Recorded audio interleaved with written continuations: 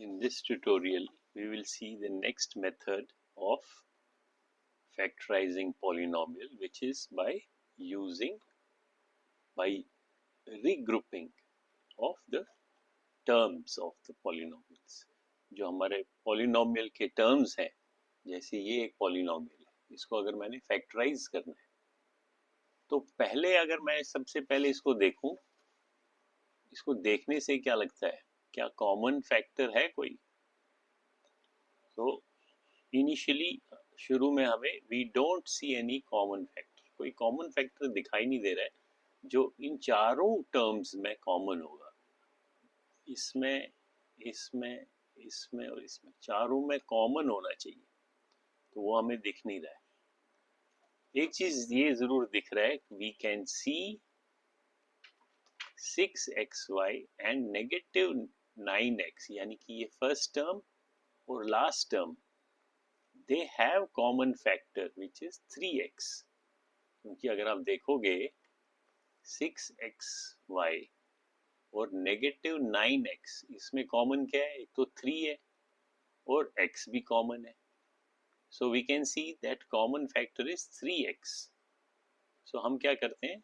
so let us regroup the terms of the polynomial.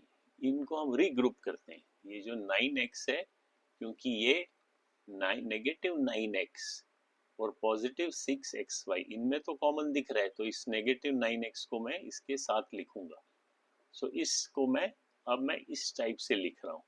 Same polynomial है 6xy, इस negative 9x को मैंने इसके साथ लाया, तो ये कैसे बन जाएगा?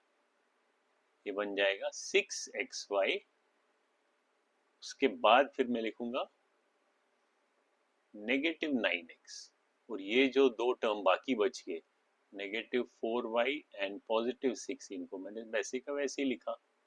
इनफैक्ट अगर मैं देखूं, मुझे इसमें भी इन दो में कॉमन दिखाई दे रहा है 3x, और इन दो में भी मुझे कुछ कॉमन दिख रहा है, एटलीस्ट 2 तो दिख रहा है, एक 4 है एक 6 है, तो 2 कॉमन है। तो मैंने इन दो के लिए 3x बाहर कॉमन फैक्टर रखा, और अंदर ब्रैकेट में क्या मिला मेरे को? अब मेरे को फर्स्ट टर्म चाहिए, 6xy चाहिए, तो 3x को मैं किससे मल्टीप्लाई करूंगा? 2y से। तो जब मैं इनको अब फर्स्ट टर्म से मल्टीप्लाई करूंगा, आई विल गेट 6xy। फिर 3x को मैं सेकेंड टर्म से करूंगा, यानी कि नेगेटिव 3 से करूंगा, तो मुझे नेगेटिव 9x मिलेगा। तो मैंने इन दो टर्म्स का ऐसे लिख दिया। अब नेक्स्ट टू टर्म्स है ये वाले, इसमें क्या कॉमन फैक्टर दिख रहा है मेरे को? 2, क्योंकि ये 4 है और 6 है, तो अगर मैं 2 बाहर लिखूं, अब मेरे को पहला टर्म क्या चाहिए? नेगेटिव 4y, तो ब्रैकेट में आएगा नेगेटिव 2y, फिर पॉजिटिव 6, तो ब्रैकेट में आएगा पॉजिटिव 3। तो अब मैं इसमें थोड़ा ध्यान से देखूं इस पूरे इस पॉलिनोमियल को, जो मैंने इस पॉलिनोमियल को ऐसे लिखा, तो मेरे को क्या दिखाई दे रहा है कि यहाँ पे 2y माइनस 3 है ब्रैकेट में, यहाँ तो नेगेटिव 2y प्लस 3 हो गया। तो ये अगर सेम हो तो मैं आई कैन प्रोसीड में आगे चल सकता हूँ।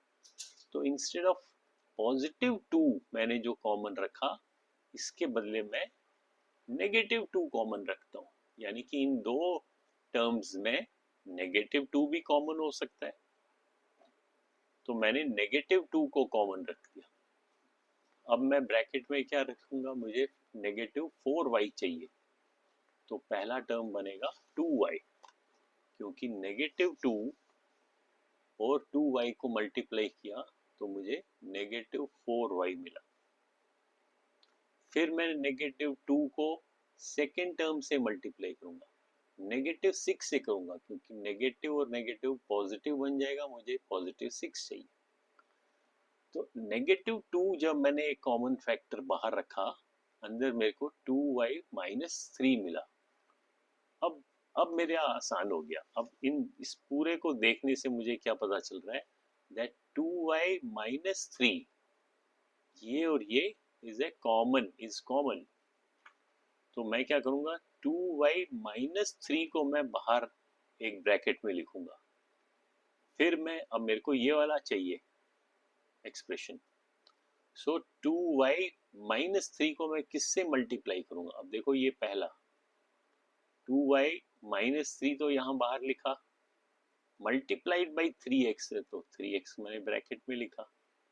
अब नेक्स्ट ये वाला देखो, नेक्स्ट पार्ट मेरे को 2y माइनस 3 मैंने बाहर रखा, तो मेरे को बाकी क्या बच गया? -2, क्योंकि ये बाहर आ गया और बाकी मेरे को ये फैक्टर रहा -2। सो अब मेरे को दो फैक्टर्स मिले क्योंकि ये दोनों ब्रैकेट में आ गए, और दो ब्रैकेट के बीच में क्या है operation? Multiplication. That means this gives me two factors, एक ये फैक्टर है 2y माइनस 3 और दूसरा फैक्टर है 3x माइनस 2। तो ये भी मैंने फैक्टराइज कर दिया, ये two factors, I have got two factors, and this is by using method of regrouping. ठीक है, जो ओरिजिनल पॉलिनोमियल था ये वाला जिसको मैंने फैक्टराइज करना था, इसको मैंने रीग्रुप किया और उस मेथड से मेरे को फैक्टर्स मिल गए फाइनली, ये दो फैक्टर्स, एक ये है और एक ये। ठीक है।